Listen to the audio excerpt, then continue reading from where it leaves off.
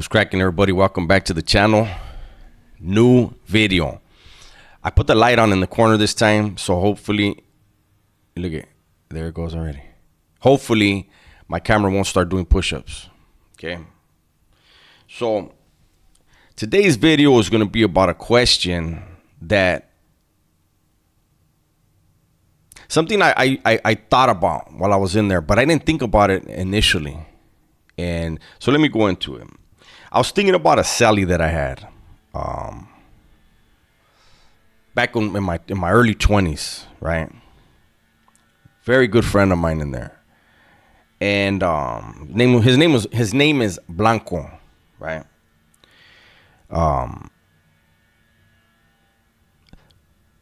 the yard, we were on B-yard together in New Folsom. We didn't really, we would acknowledge each other. Hey, what's up, homie? And I worked in the kitchen, so, you know, the homie liked to eat. That vato, you see, like a loaf of bread a day. He's a big dude, right? But we didn't hang around with each other every day, you know?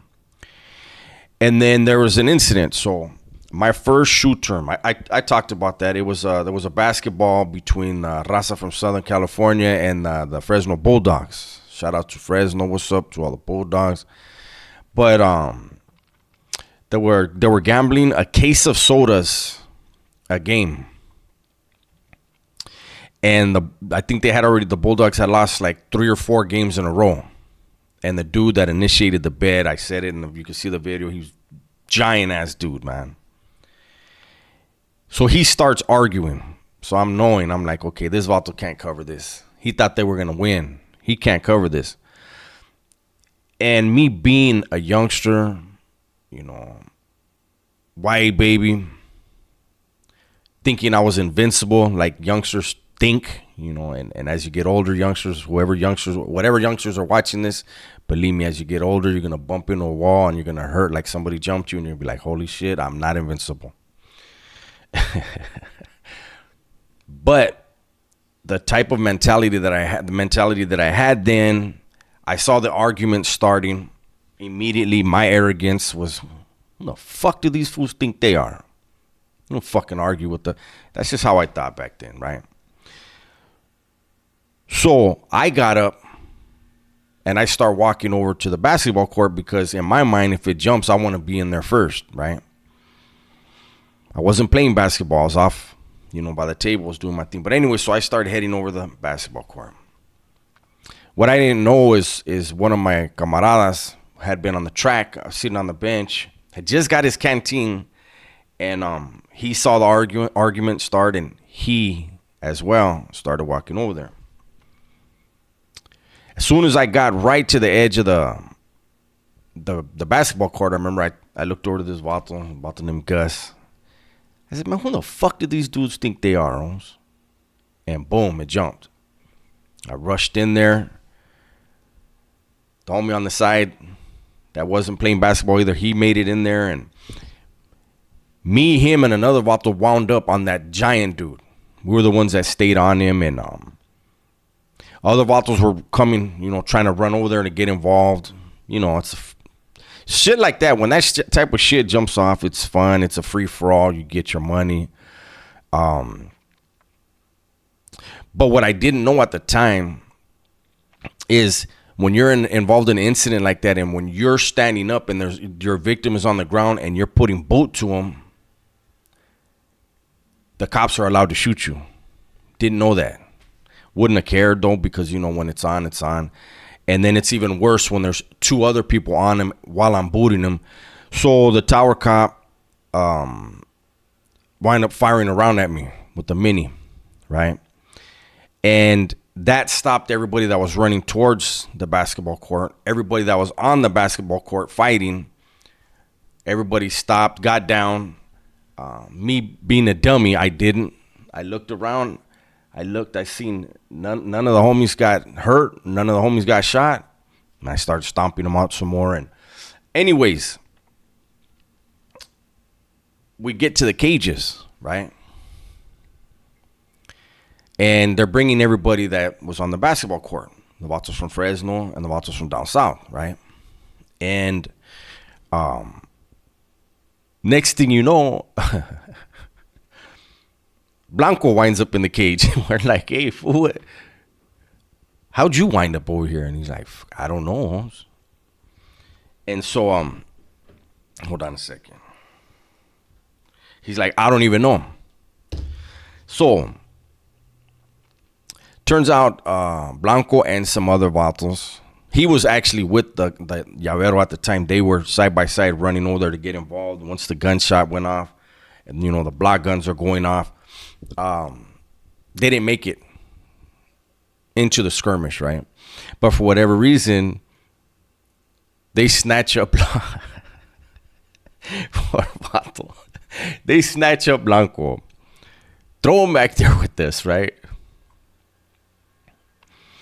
And we become Sallies, right? Not only do they snatch him up, but they find him guilty. They find him guilty of participation in a melee. While he's back there with us, we caught several other shoot terms while we were back there. And here's the thing. Well, let me preface it with this. There was a vato from Northern California, Northern Raza, right? And he lived upstairs next to the shower. Boxer from Sacramento. It was, for the most part, very respectful there. He wasn't. And we used to do this thing. We used to make a key out of a sock and a sheet, slide it through the door, and we'd be able to pop our tray slots open, right? Well, the Juras decided they were going to search our cell, and they wanted to put me and Blanco in the shower upstairs, right? So we go upstairs, and as we're being escorted, Boxer decides to slam the tray slot down hard and loud. Bah! And I don't know, I act like he was going to spear us or something. I don't know. I think what he was really trying to do was see if we were going to like jump or like get scared or something. I don't know. But when he did it, we both stopped and we looked at him. We told, what the fuck is that about? And he mumbled whatever he mumbled. We went into the shower, right? We didn't say nothing. Later that day, they were running shower. Or it might have been the next day. I don't remember how many days had passed, but here comes Boxer from Sacramento. We live downstairs next to the shower, right? When he came, we didn't slam the tray slot. We had the tray slot open, right? The Judas knew if they close it, we're going to open it back up. So we have the tray slot open. I'm looking and I see, again, Blanco was a big boy. My Sally was a big dude, right? I was a skinny dude. I'm looking and I see Boxer coming. So the Jura is going to have to open the shower door for him. So he's going to have to come over by our door, right? So I tell my Sally, I say, hey, Blancs, check this out. Homes. That bullshit that this fool did slamming the tray slot. I said, when he comes, snatch his fucking arms, snatch him by his cuffs and yank his arms in here, and we're gonna break his arms. And Blanco looks at me and he's like, fool, I don't got life like you.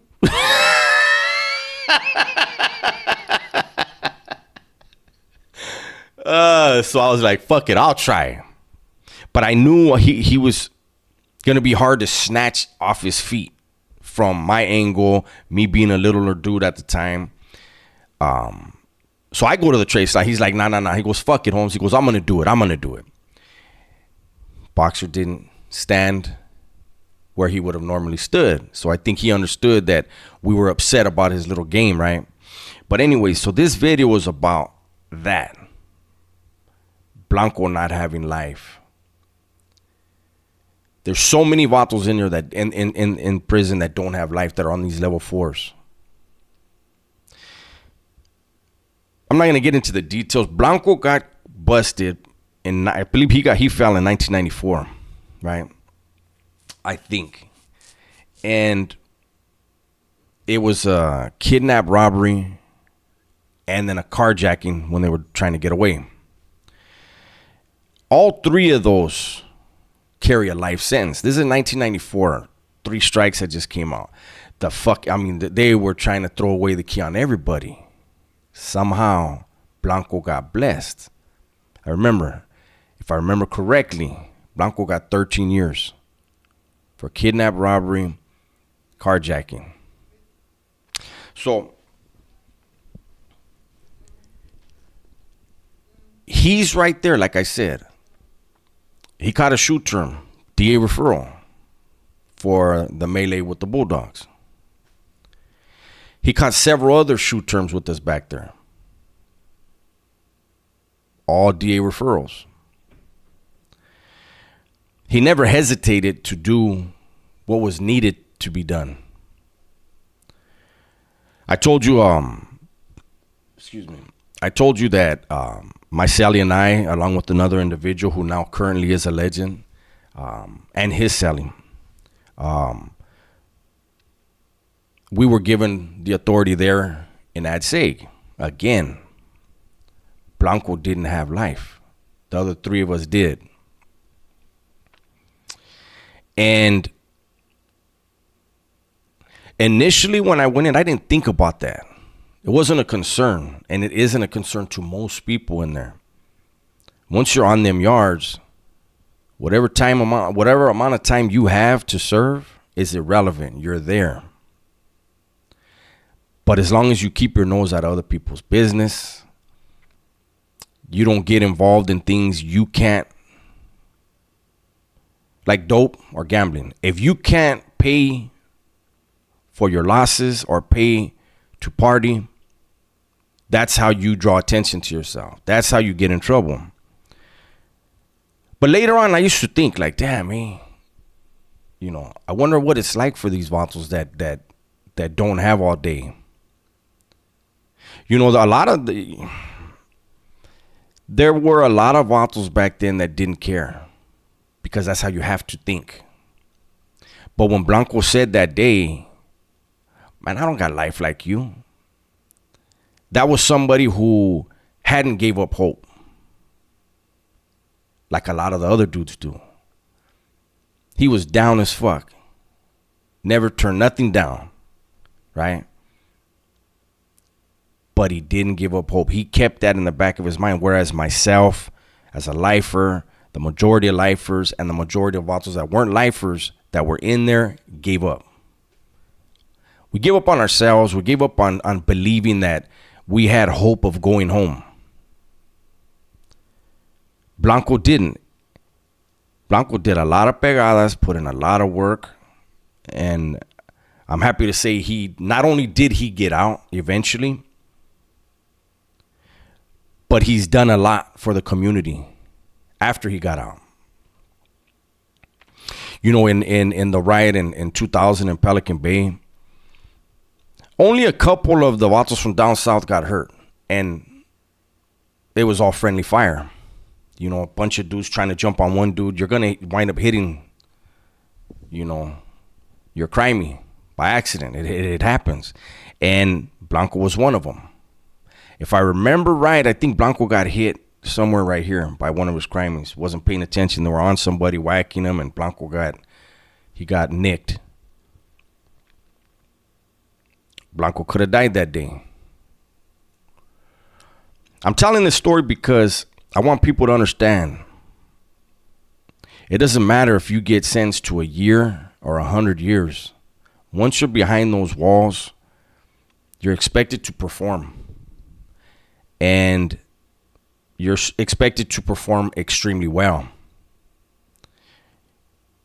You're expected to not hesitate to get the job done. So, if that ain't you, stay your ass out of criminality, stay your ass out of the streets, and definitely stay your ass out of jail. That's my story for today. Hopefully you guys enjoyed it. Everybody, please be safe, be smart, and tell the ones you love that you love them. I'm out.